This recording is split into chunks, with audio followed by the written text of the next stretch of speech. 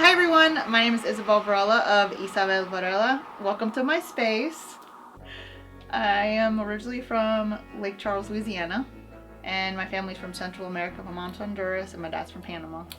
Being in Louisiana and wanting to be in fashion was interesting because when I was younger, growing up, I knew there was fashion, but I didn't know I could actually have a business in fashion.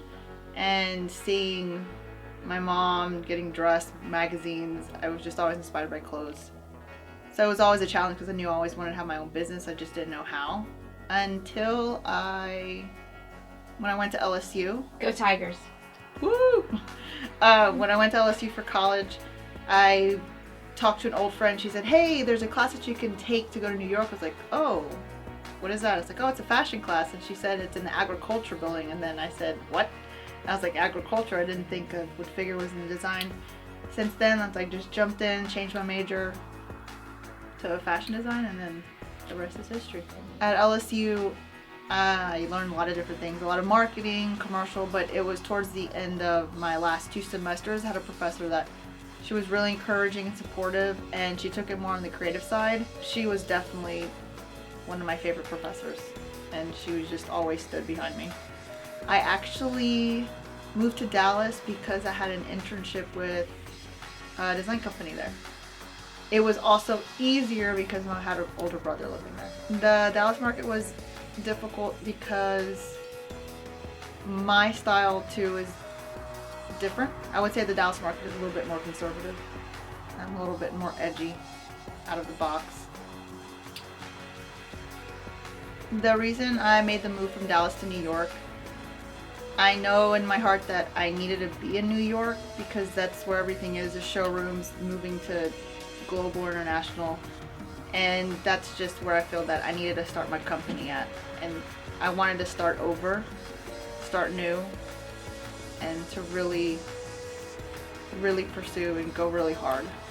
I gave myself 6 months from the time that I decided to move to New York, and I knew that it was meant to be when I ended up getting a job, had an apartment on the day that I needed everything to be done. And everything got sold. And by the time I sold my car, there's no turning back.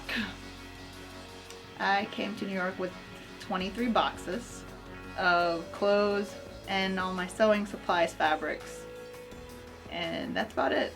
Oh, I only had 4,000. Yeah, first month's rent and a little bit deposit. So one of the hardest things in New York is I do have a full-time job. I'm a tailor and a fitter. I do work 40 hours a week, and also any other time I have, I work on my business. The thing that's been helping the most is just managing my time and just being on a strict schedule. Knowing that every time I do a little bit every day, I'm getting closer to my goal. That's what keeps me going. That's what I want to be doing. I'll be working on Izavel Varela full-time. There's some exciting things that have been happening in New York.